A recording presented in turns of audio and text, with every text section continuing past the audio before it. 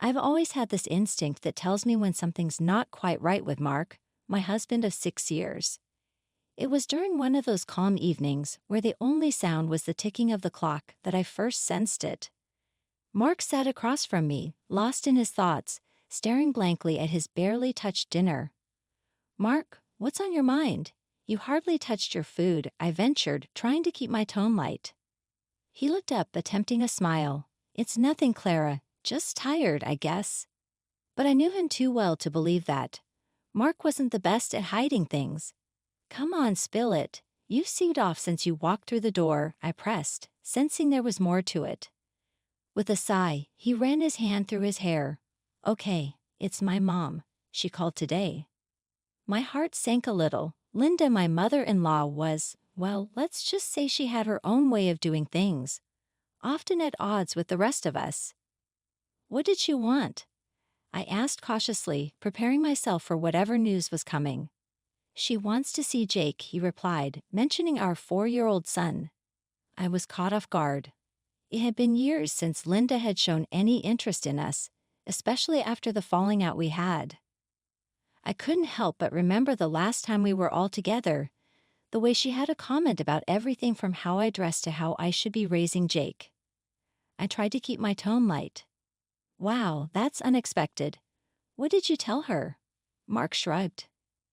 "I said I talked to you about it." There was an uncomfortable silence. I knew what he was asking. Despite everything, he wanted his mother to be a part of our son's life. But the memories of her past intrusions, her unasked for advice, and her peculiar ways were too fresh in my mind. "Okay," I finally said. "She can see him, but I have conditions."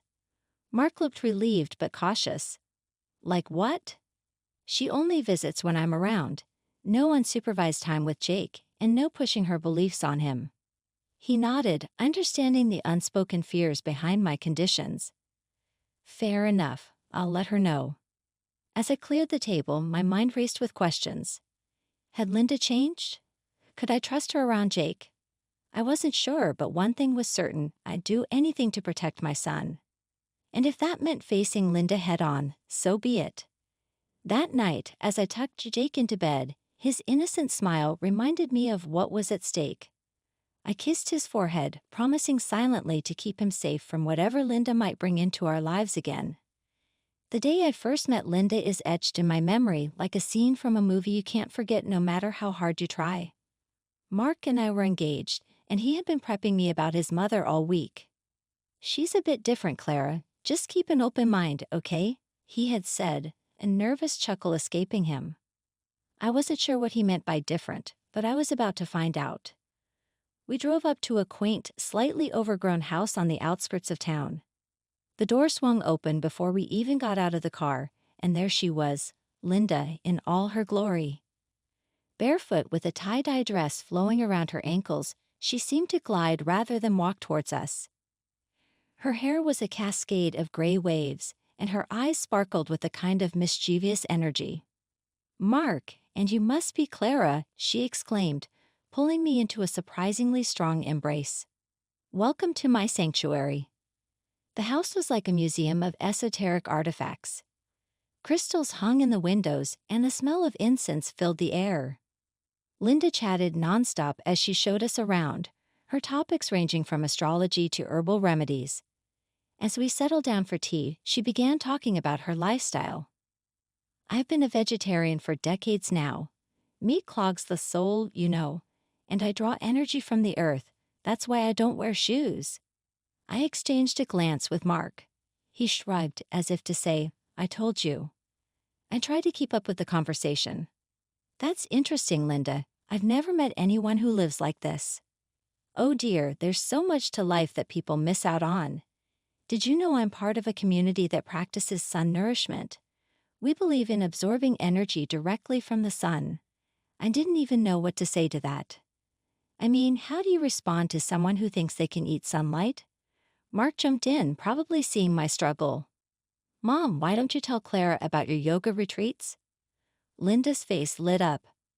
"Oh, they're divine. Yoga is not just exercise, it's a way to align your chakras and cleanse your aura. The rest of the visit passed in a blur of Linda's tales about her travels and spiritual awakenings. It was overwhelming, to say the least. On the drive home, I turned to Mark. "Your mom is certainly unique," I said, trying to find the right words. Mark chuckled. "That's one way to put it. You okay?" I nodded, still processing the experience.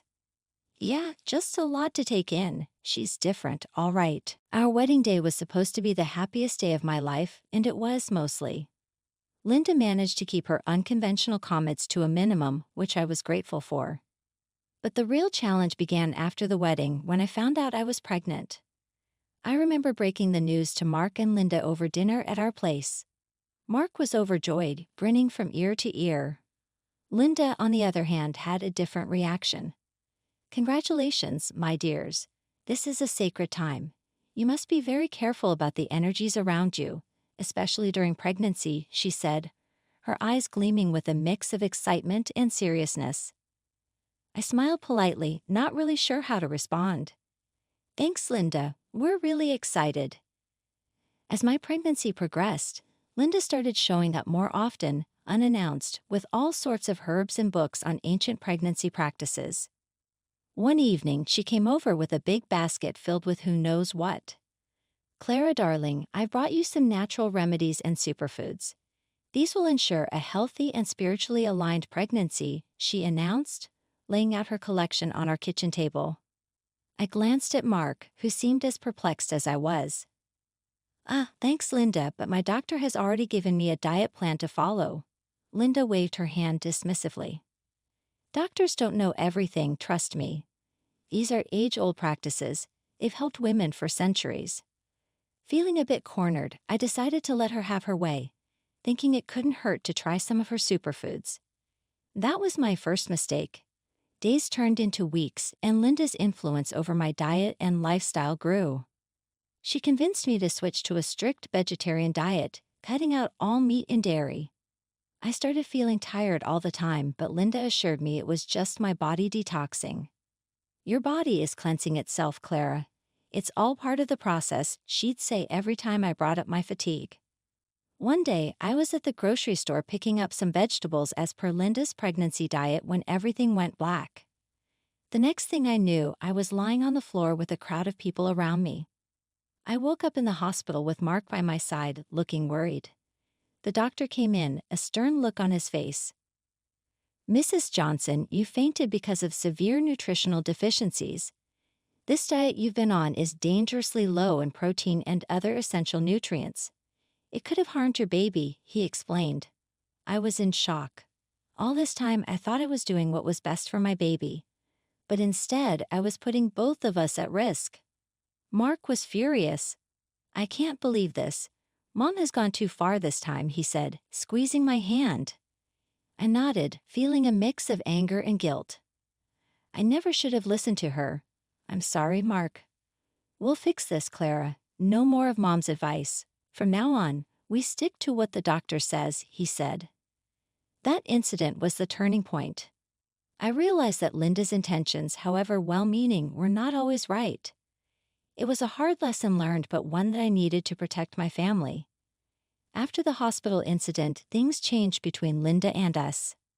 Mark and I decided it was best to limit her influence, especially regarding my health and our baby. But Linda, being who she was, didn't take this lightly. A few days after I was discharged from the hospital, Linda called. I braced myself as I answered the phone. "Clara dear, how are you feeling?" Linda's voice was laced with concern, but I could sense the underlying tension. "I'm better, thanks. The doctor has me on a new diet plan now," I replied cautiously. There was a pause on the other end. "I heard about what happened. I'm just so worried about you and the baby, you know. Conventional medicine doesn't always know best," Linda said. I took a deep breath, trying to keep my voice steady. "Linda, I appreciate your concern, but the doctor was very clear. The diet you suggested wasn't right for me. It put the baby at risk." Linda's tone shifted, becoming more defensive. "I've been studying these practices for years, Clara. I know what I'm talking about. You can't just dismiss ancient wisdom because of one doctor's opinion." I felt a surge of frustration. It's not just an opinion, Linda, I fainted. The baby could have been hurt. I can't take that risk again. There was a heavy silence before Linda spoke again. I just want what's best for you and the baby. You're part of our family now, and it's my duty to share my knowledge. I knew this conversation was going nowhere. Linda, I need to do what's best for my health and the baby's. That means following the doctor's advice. I could almost hear her shaking her head in disbelief. You're making a mistake, Clara, but it's your choice. I just hope you realize that before it's too late. The call ended shortly after, leaving me feeling drained and uneasy. I knew Linda meant well in her own way, but her refusal to acknowledge the danger she had put us in was alarming. I looked over at Mark, who had been quietly listening. We're doing the right thing, right? I asked, needing his reassurance. He came over and hugged me. Absolutely, we have to put you and the baby first. Mom will just have to understand. The tension with Linda came to a head a few weeks later. She had been calling, leaving messages about various natural remedies and practices she thought we should consider for the baby. Mark and I had agreed to stand our ground, but facing Linda was easier said than done. One afternoon, Linda showed up unannounced. She had a bundle of herbs in her hand and a determined look in her eyes. I opened the door, my heart sinking. Clara, I've brought some herbal supplements for you. They're vital for the baby's development, she said, pushing past me into the house. I closed the door, taking a deep breath. Linda, we've talked about this. I'm following the doctor's advice now. I can't use those. Linda set the herbs on the table, her expression hardening. Clara, you're being closed-minded. These are ancient remedies proven to work for centuries. I could feel my frustration mounting. Linda, I appreciate your help, but what you suggested before was dangerous. I can't risk my baby's health. She turned to face me, her eyes narrowing. I'm only trying to help. You're rejecting valuable knowledge. Do you think you know better than generations of wisdom? Mark walked into the room, sensing the rising tension. Mom, enough. We've made our decision. Clara's health and the baby's safety are our priority. Linda's gaze shifted between us, a mix of anger and disbelief on her face. I can't believe you're choosing to ignore my advice. I'm your mother, Mark, and you, Clara, are carrying my grandchild. I tried to keep my voice calm. Linda, it's not about ignoring you. It's about doing what's medically best for the baby. Linda shook her head, her voice rising. You're both making a huge mistake.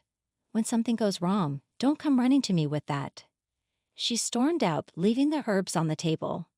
Mark and I exchanged a look, both of us drained. That could have gone better, he said, a sad note in his voice. Yeah, but we had to stand our ground, I replied, feeling a mix of guilt and relief. After that day, Linda stopped calling and visiting. It was a painful estrangement, but Mark and I knew we had made the right choice for our family's well-being. And now she has reappeared in our lives after several years of absence. What will happen next? I didn't know. That day Linda came to visit, I felt a mix of apprehension and hope. After Mark relayed her request to see Jake, our 4-year-old, I had agreed, setting my own terms. She could visit, but only in my presence. As she stepped into our home, I braced myself for what was to come. Hi, Linda, I greeted her cautiously, watching as her eyes instantly found Jake, who was playing on a living room rug. Linda smiled, a genuine warmth in her eyes I hadn't seen before. Hello, Clara, and is this the young man I've heard so much about? Jake looked up, curious but shy. Hi, he mumbled, clutching his toy car. The visit started smoothly, with Linda making small talk and playing with Jake. She seemed different, more considerate and less imposing than before. It was a relief, yet I couldn't shake off my guard completely. As we sat down for tea while Jake played nearby, Linda's conversation took a familiar turn but with a new twist. I've been exploring more into alternative medicine, Clara. It's fascinating how much we can heal naturally without any pills or chemicals. I tensed, memories of her past advice flooding back. That's interesting, Linda, but I believe in a balance between natural remedies and conventional medicine. Linda nodded, but there was a hint of her old stubbornness in her voice. I understand, but I've moved past conventional medicine entirely now. I've never felt better. I chose my words carefully. It's great that it works for you, Linda, but for Jake, I prefer to stick to the advice of his pediatrician, especially when it comes to medications. Linda paused, her expression thoughtful but not argumentative. I respect your decision, Clara. I just want what's best for Jake in my own way. The visit ended on a positive note, with Linda promising to return soon. After she left, I sat down trying to process everything. It was a step forward, but Linda's complete turn away from conventional medicine worried me. Could I really trust her to respect our choices for Jake's well-being? I shared my concerns with Mark that night. She's trying, I can see that, but her views on medicine, it worries me. Mark nodded, understanding. We'll just have to be vigilant, Clara. We can't let our guard down. As I went to check on Jake, sleeping soundly in his bed, I knew this was just the beginning. Rebuilding trust with Linda would be a delicate balance, one we have to navigate with both our hearts and minds open. It had been a few weeks since Linda's first visit, and things were going surprisingly well. She had been respecting our boundaries, and her visits had become a regular part of our weekends. That's why I didn't worry too much when I had to run some errands one Saturday, leaving Jake with Mark. I was browsing through the aisles of the grocery store when my phone rang. Seeing Mark's name flash on the screen, I answered cheerfully, "Hey, everything okay at home?"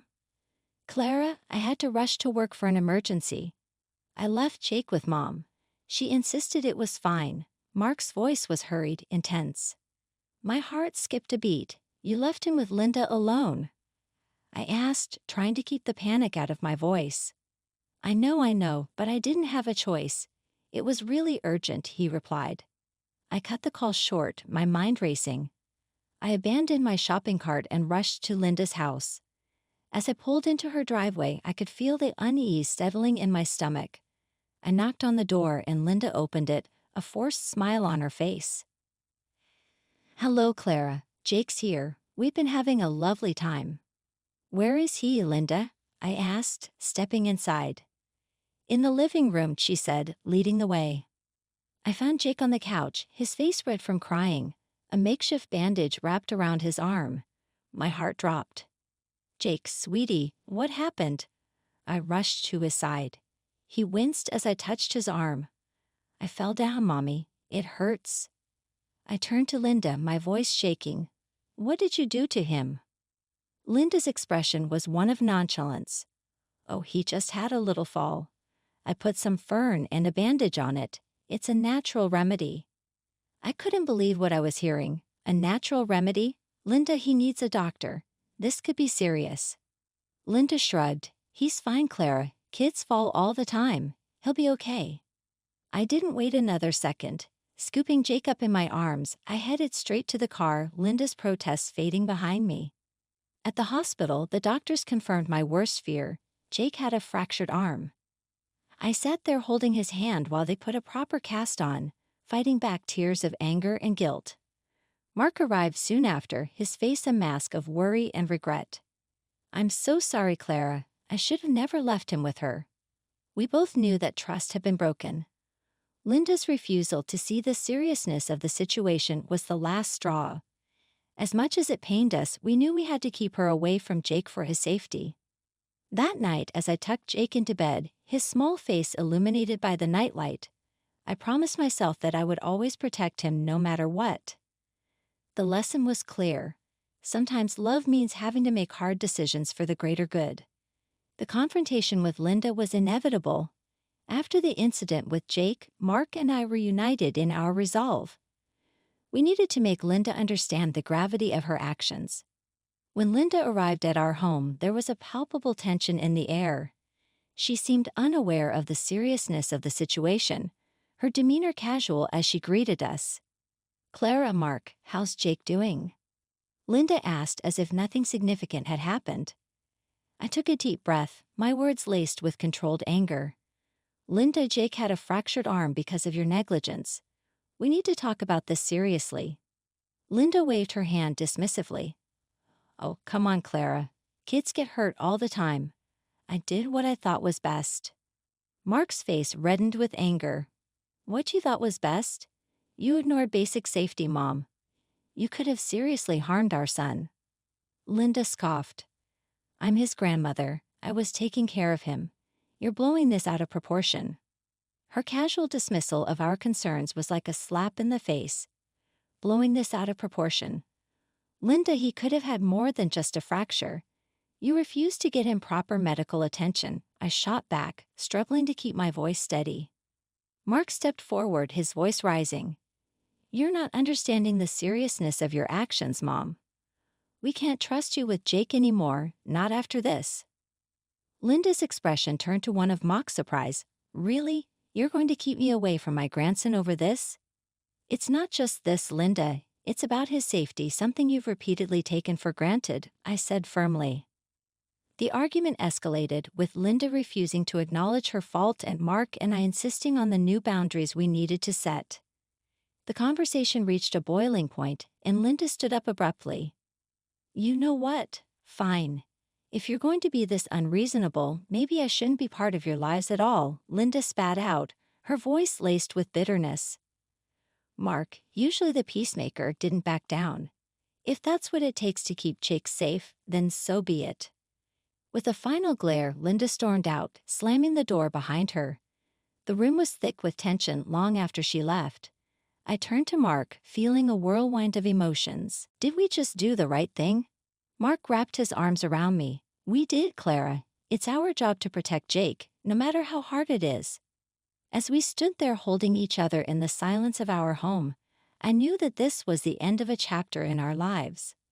A painful, necessary end. We had stood our ground for Jake's sake, and while the future was uncertain, I knew we'd face it together, stronger and more united than ever.